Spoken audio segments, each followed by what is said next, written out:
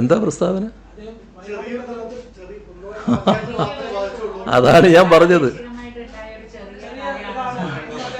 അതെ അതെ അതെ അതെ അല്ല, അതിനെയാണല്ലോ ദേശീയ തലത്തിൽ തന്നെ വലിയ ദുരന്തമായിട്ട് കണ്ടത്. പക്ഷെ ഇവിടെ ജീവിക്കുന്ന ഒരാൾക്ക് ഇവിടുത്തെ വികാരങ്ങൾ ഉൾക്കൊള്ളാൻ കഴിയുന്നില്ല. അതിന് പകരം അതിനെ ലഘൂകരിക്കാനുള്ള ശ്രമമാണല്ലോ നടക്കുന്നത്. അതാണ് ഞാൻ പറഞ്ഞത്, നേരത്തെ പറഞ്ഞൊരു ഭാഗം. അങ്ങനെയാണോ പ്രതികരിക്കേണ്ടത്? മുഖ്യമന്ത്രി നടത്തിയ വാർത്താ സമ്മേളനം കേന്ദ്രം കേരളത്തെ എങ്ങനെ സാമ്പത്തികമായി ബുദ്ധിമുട്ടിക്കുന്നു, കേരളത്തിന് അർഹതപ്പെട്ട സഹായം എങ്ങനെ നൽകാതിരിക്കുന്നു, ഇത് സംബന്ധിച്ച് വിശദീകരിക്കാനായിരുന്നു. ഇതിൽ ഏറ്റവും ക്രൂരമായ സമീപനം, കേന്ദ്ര സർക്കാരിന്റെ ക്രൂരമായ സമീപനം, അത് വയനാട് ദുരന്തത്തിന് കേന്ദ്ര സഹായം നിഷേധിക്കുന്ന നിലപാട് തന്നെയാണ്. ഇത് സംബന്ധിച്ച് നിരവധി ചോദ്യങ്ങൾ വാർത്താ സമ്മേളനത്തിൽ ഉയർന്നു വരികയും ചെയ്തു. മാധ്യമപ്രവർത്തകർ ചോദിച്ച ഓരോ ചോദ്യവും അതിന് കൃത്യം മറുപടി പറയുന്നു പിണറായി വിജയൻ. അതുകൂടി നമുക്ക് കേൾക്കാം. സംസാരിക്കാനുള്ള സാധ്യതയുണ്ടോ? അവർ ഈ മാനദണ്ഡങ്ങൾ അനുസരിച്ചല്ല നമ്മളിത് കൊടുത്തല്ലെങ്കിൽ ആവർത്തിക്കുമ്പോൾ ആന എന്നവരെ നേരിട്ട് ബോധ്യപ്പെടുത്താനുള്ള ശ്രമം സർക്കാരിന്റെ ഭാഗത്തുനിന്ന് ഇനി സാധ്യമാണോ? അല്ല, ഇതിനകത്ത് ശ്രദ്ധിക്കേണ്ട കാര്യം, നമ്മുടെ കേരളത്തിൽ വന്ന ഒരു മാറ്റം നമ്മളെല്ലാവരും കാണുന്നുണ്ടല്ലോ. അത് കഴിഞ്ഞതിൽ നിന്ന് വന്നിട്ടുള്ളൊരു മാറ്റമാണ്. ഈ കാര്യങ്ങളിൽ നമ്മുടെ കേരളത്തിൽ നിന്നുള്ള എല്ലാ എം പിമാരും, BJP ഇല്ല, എല്ലാ എം പിമാരും ഒന്നിച്ചാണ് പോയി കേന്ദ്രത്തെ സമീപിച്ചത്. അതൊരു നല്ല തുടക്കമാണ്, നല്ല നീക്കമാണ്. പക്ഷേ അതിനാണ് തീർത്തും തെറ്റായ മറുപടി നൽകിയത്. ആ മറുപടി വിശദമായി ഗണ്ണിച്ചുകൊണ്ട് തന്നെ കേന്ദ്രത്തെ ബന്ധപ്പെടും. കാരണം നമുക്ക് ബന്ധപ്പെടാതിരിക്കാൻ പറ്റില്ലല്ലോ. നമ്മളൊരു സംസ്ഥാനത്തെ പ്രതിനിധീകരിക്കല്ലേ. സംസ്ഥാനത്തിൻ്റെ താല്പര്യം എപ്പോഴും കേന്ദ്രത്തിൻ്റെ മുന്നിൽ വെക്കണ്ടേ? അപ്പോൾ കേന്ദ്ര ഗവൺമെൻറ് അടുത്ത് നിങ്ങൾ സ്വീകരിച്ച സമീപനം ശരിയല്ല, ഇത് ഇന്ന കാരണങ്ങളാൽ തെറ്റാണ്, ഞങ്ങൾക്ക് സഹായം ലഭ്യമാകേണ്ടതാണ് എന്ന് തുടർന്നും ആവശ്യപ്പെടുന്ന നില സ്വീകരിക്കുക തന്നെ ചെയ്യും. ഈ സർവകക്ഷി യോഗത്തെ ചേർത്ത് വെച്ച് വായിക്കേണ്ട കാര്യമുണ്ടോ? അതായത് കേന്ദ്രത്തിന്റെ ഒരു സമീപനം എന്തായിരിക്കും എന്നുള്ള ഒരു മുന്നറിയിപ്പാണോ ഈ മുരളീധരൻ ശ്രമിക്കുന്നത്, നൽകാൻ ശ്രമിക്കുന്നത്? എന്താ പ്രസ്താവന? അതാണ് ഞാൻ പറഞ്ഞത്. അതെ അതെ അതെ അതെ അല്ല, അതിനെയാണല്ലോ ദേശീയ തലത്തിൽ തന്നെ വലിയ ദുരന്തമായിട്ട് കണ്ടത്. പക്ഷെ ഇവിടെ ജീവിക്കുന്ന ഒരാൾക്ക് ഇവിടുത്തെ വികാരങ്ങൾ ഉൾക്കൊള്ളാൻ കഴിയുന്നില്ല.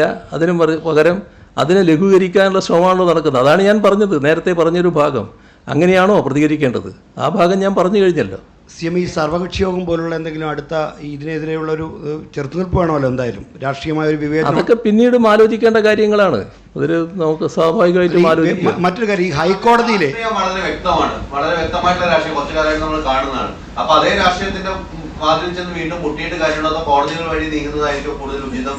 അല്ല, നമുക്ക് എല്ലാ വഴികളും നമ്മൾ സ്വീകരിക്കണമല്ലോ. അതിലേറ്റവും പ്രധാനപ്പെട്ട മാർഗം ഒരു സർക്കാർ എന്ന നിലക്ക് കേന്ദ്ര സർക്കാരുമായി നിരന്തരം ബന്ധപ്പെടുക എന്നുള്ളത് തന്നെയാണ്.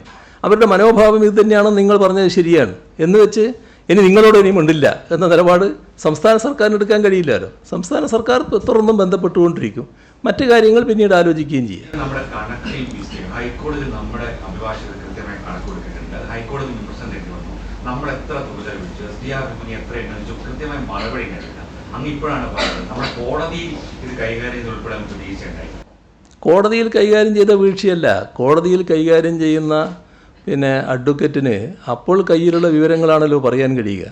വിവിധ വകുപ്പുകളിൽ നിന്നും വിവിധ ജില്ലകളിൽ നിന്നും ശേഖരിച്ച് കൊടുക്കേണ്ട മറുപടി ഒറ്റ ക്ലിക്കിൽ കൊടുക്കാൻ കഴിയുന്ന ഒന്നല്ല. അതിനാണ് കാലതാമസം വന്നത്. അതുകൊണ്ടാണ് സമയം ചോദിച്ചത്. തരില്ല എന്നല്ലല്ലോ പറഞ്ഞത്. ഇന്നെൻ്റെ കയ്യിലില്ല, ഇത്ര ദിവസം വേണം, കുറച്ച് ദിവസം വേണം, അതിനൊരു സാവകാശം വേണമെന്ന് മാത്രമാണ് പറഞ്ഞത്. അത് കൊടുക്കാൻ സർക്കാർ എപ്പോഴും ബാധ്യസ്ഥയല്ലേ. ഹൈക്കോടതിക്ക് എന്തെങ്കിലും കാര്യങ്ങൾ കൂടുതൽ മനസ്സിലാക്കേണ്ടതുണ്ട് എന്ന് വന്നാൽ അത് കൊടുക്കാൻ എപ്പോഴും സർക്കാർ ബാധ്യസ്ഥമാണ്. അത് ചെയ്യുക തന്നെ ചെയ്യും. പകരുന്നല്ലേ കോടതിയുടെ ഈ നടപടികൾ, ഇത്തരം പ്രതികരണങ്ങൾ വരുമ്പോഴേ അതും ഒരു പൊതുബോധമായി മാറുകയാണല്ലോ. അങ്ങനെ കാണണ്ട. അത് നമ്മുടെ രണ്ട് തരത്തിലും ആകാം. ഇപ്പോൾ ഒന്ന്, വിവരങ്ങൾ അപ്പം തന്നെ കിട്ടണമെന്ന് കോടതി ആഗ്രഹിക്കുന്നു. വിവരങ്ങൾ കിട്ടാതിരിക്കുമ്പോൾ അവിടെ ഇരിക്കുന്ന കോടതിയുടെ ഭാഗമായിട്ടുള്ള ബഹുമാനായ ജസ്റ്റിസിന് പെട്ടെന്നുണ്ടാകുന്ന ഒരു വികാരത്തിൻ്റെ മേലെ എന്തെങ്കിലും കാര്യങ്ങൾ പറയുന്നു. അപ്പോൾ ഉടനെ നിങ്ങളത് നമ്മുടെ മാധ്യമങ്ങൾക്കൊരു നല്ല വാർത്ത കിട്ടിയെന്നുള്ള മട്ടിൽ അതൊരു വലിയ വാർത്തയാക്കി മാറ്റുന്നു.